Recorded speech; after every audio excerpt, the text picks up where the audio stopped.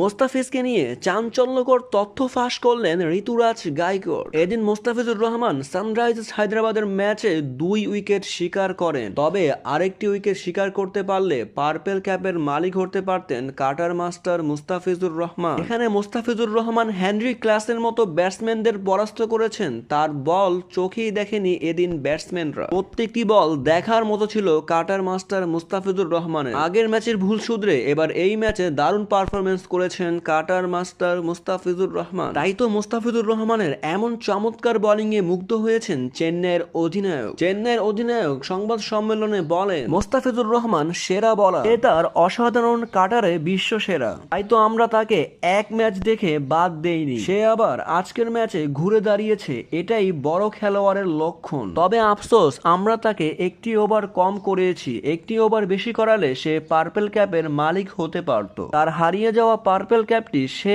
আবার ফিরে পেত। এদিন হায়দ্রাবাদের ম্যাচে মুস্তাফিজুর রহমান 3 ওভারে বোলিং করতে এসে 2 উইকেট শিকার করে আইপিএল এর দ্বিতীয় স্থানে আছেন উইকেট শিকারীদের তালিকায়। তবে আরো জানতে এই চ্যানেলটিকে এখনই সাবস্ক্রাইব করুন।